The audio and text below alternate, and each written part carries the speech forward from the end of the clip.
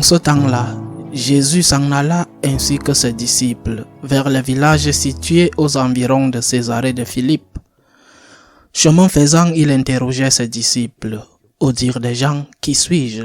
Ils répondirent, Jean le Baptiste. Pour d'autres, Élie. Pour d'autres, un des prophètes. Et lui les interrogeait. Et vous, que dites-vous? Pour vous, qui suis-je? Pierre, prenant la parole, lui dit, tu es le Christ. Alors, il leur défendit vivement de parler de lui à personne. Il commença à leur enseigner qu'il fallait que le Fils de l'homme souffre beaucoup, qu'il soit rejeté par les anciens, que les grands prêtres et les scribes, qu'il soit tué, et que 3 jours après, il ressuscite. Jésus disait cette parole ouvertement. Pierre, le prenant à part, se mit à lui faire des vifs reproches. Mais Jésus se retourna, et voyant ses disciples, il interpella vivement Pierre. « Passe derrière moi, Satan.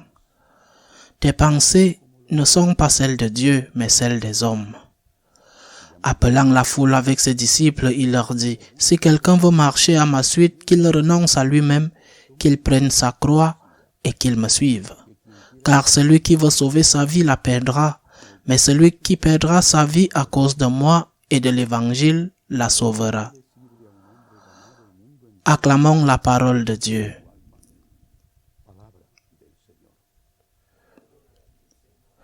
Nous les humains et les animaux avant les hommes avons toujours souffert de tant de choses. Affectivement, physiquement, économiquement, socialement, nous souffrons toujours. Ce n'est pas que notre vie soit une souffrance continuelle. Pour certaines personnes, oui, mais les hommes souffrent et aussi les hommes meurent. L'homme a toujours essayé de trouver une réponse à la souffrance, au pourquoi de la souffrance, à la mort, au pourquoi de la mort et à l'au-delà. Les réponses ont été données depuis l'aube de l'humanité et elles ont été très différentes. Les différentes religions ont eu beaucoup à voir avec ces réponses. Ce que Jésus va faire, c'est unir la souffrance à la vie éternelle. En d'autres termes, il va présenter une perspective différente de la souffrance, comme quelque chose qui cesse d'être totalement inutile, un fléau qui rend notre vie amère, pour devenir quelque chose d'utile qui a de la valeur. Ce n'est pas que notre Seigneur, personnellement ou dans ses enseignements, soit devenu un masochiste qui aime souffrir ou un sadique qui aime voir comment les autres souffrent. La vie et l'enseignement du Christ sont loin de là. Mais tout comme dans l'Antiquité, et en ne regardant que les exemples de la grande philosophie grecque, les stoïciens disaient qu'il faut souffrir et qu'il faut résister. Et ils ne donnaient aucune motivation pour cela, rien de plus que le fait qu'il faut résister et être courageux. Ou les épicuriens disaient, il faut fuir la souffrance, parce que la souffrance ne vaut rien, il faut la fuir à tout prix. Même les épicuriens modernes sont ceux qui prônent, défendent et répandent la culture de la mort. Jésus-Christ n'a rien fait de tel. Il n'était pas un stoïcien et encore moins un épicurien. Jésus-Christ nous enseigne que la souffrance peut avoir une valeur. La valeur rédemptrice, la valeur co-rédemptrice dans notre cas. La souffrance acceptée avec lui et pour lui. Avec lui, avec sa force, pour lui, pour être unis à lui. Pour collaborer avec lui à l'heure de la rédemption, cette souffrance a une valeur. Cette souffrance n'est pas masochiste parce qu'elle ne te dit pas de ne pas éviter la souffrance. Si tu peux l'éviter, tu dois l'éviter, mais pas à n'importe quel prix. Pas au prix, par exemple, de trahir le Christ. Il y a les martyrs qui ont accepté la souffrance, parfois une souffrance atroce avec la torture. Pas à n'importe quel prix. Quand on peut éviter de souffrir dans la persécution en reniant sa foi, pas à n'importe quel prix. Quand on peut éviter de souffrir, par exemple, en tuant quelqu'un qui est une nuisance, comme l'enfant qui vient et qui n'est pas le bienvenu, ou comme le vieux, le malade, qui est une charge pour sa famille. Pour nous, la souffrance, cette souffrance qui est inévitable, est un don, est un trésor. Je sais que c'est étrange à dire et à comprendre, mais c'est ce que Jésus nous enseigne.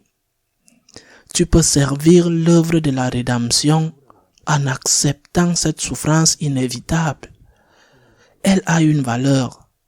Tu peux aider le Christ même si ce n'est qu'une petite partie. Tu peux collaborer avec le Christ et tu peux aussi t'aider toi-même parce que cela te servira pour la vie éternelle.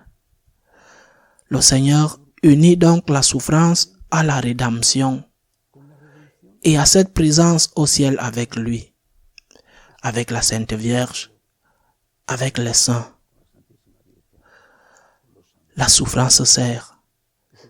Ce n'est pas quelque chose d'inutile. Je répète, je parle de la souffrance inévitable, qui est finalement la plus grande partie de la souffrance.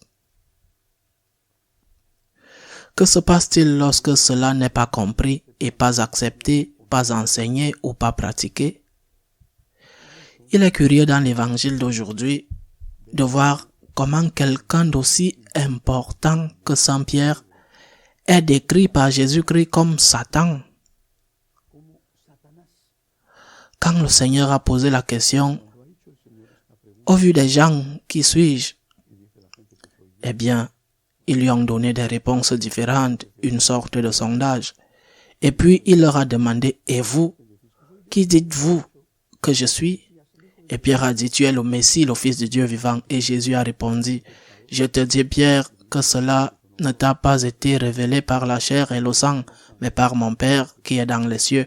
Et c'est pourquoi je te dis que tu es Pierre, et que sur cette pierre, je bâtirai mon église. Il vient de le nommer chef des apôtres, son successeur, son vicaire. Il l'a exalté au-dessus de tous les autres. L'évangile poursuit en disant qu'ensuite, il a commencé à parler de la façon dont il allait mourir et qu'il allait ressusciter. Et puis, pas le lendemain, pas une semaine plus tard, un an plus tard. Ensuite, alors Saint Pierre lui dit, pas question, tu ne peux pas mourir. Tu dois te cacher, te réfugier, tu dois faire tout ce que tu peux, mais tu ne vas pas mourir sur la croix. Sûrement par amour, je ne pense pas que Saint Pierre avait de mauvaises intentions, mais il ne comprenait pas, il ne savait pas, il n'avait pas compris la valeur de la souffrance du Christ en premier lieu.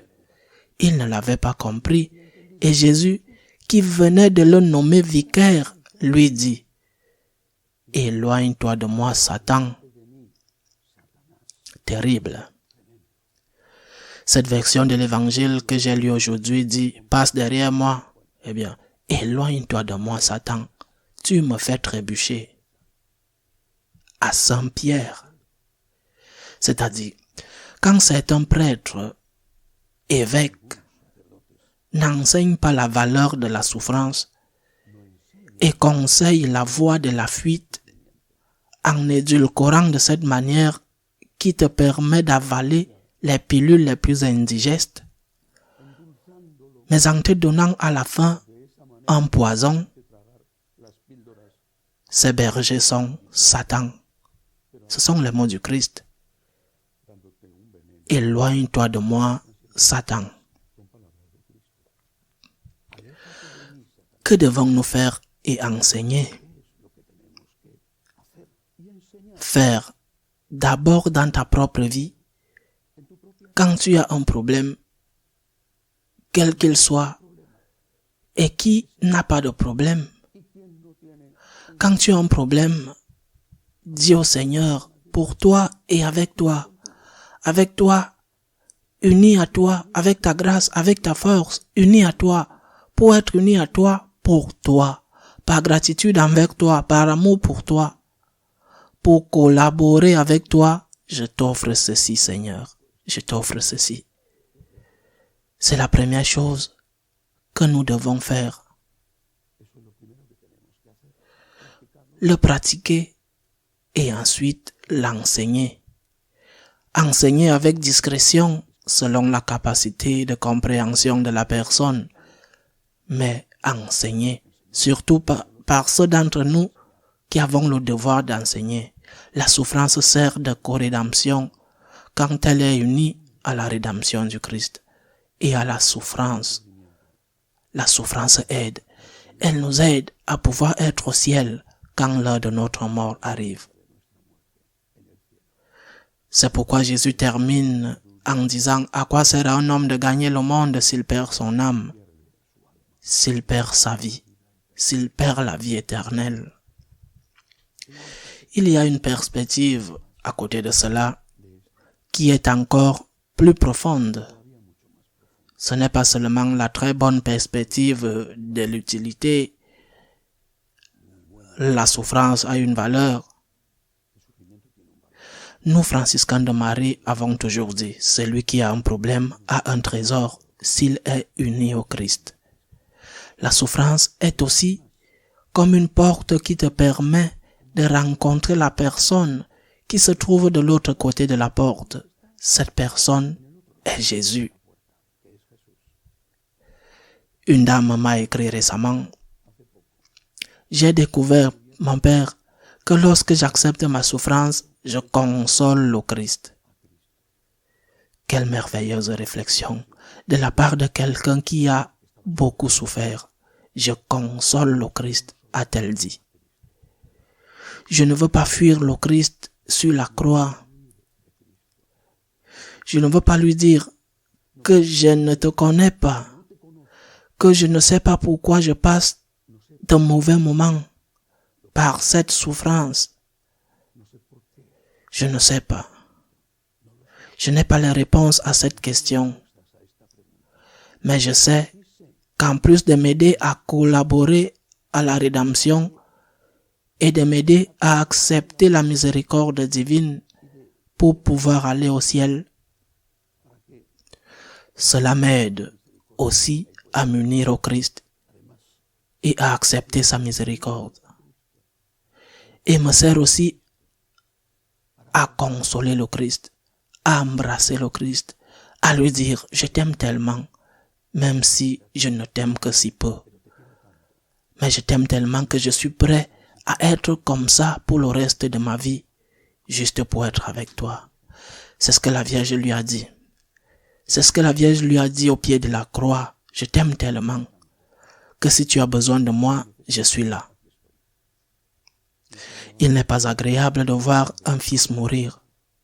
Il n'est pas agréable de voir un fils torturé. Il n'est pas agréable de voir un fils insulté. Elle aurait pu s'en épargner, mais le vendredi saint, elle devait être et elle ne voulait être nulle part ailleurs. En ce vendredi saint, dans le silence, la Vierge lui a dit « Me voici. Si cela t'aide, si je t'aide, me voici. » T'embrassant, même si je ne peux pas étendre mes bras vers toi, me voici. Te consolant, tu me vois ici présente. Je ne t'ai pas abandonné, me voici. Et la Vierge était prête à être ainsi pour le reste de sa vie s'il était nécessaire pour être avec Jésus.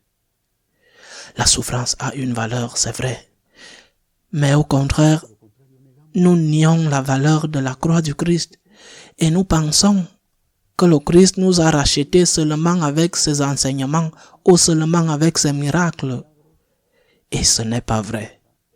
L'enseignement, les miracles sont très importants. Mais sans la mort sur la croix, il n'y aurait pas eu de rédemption.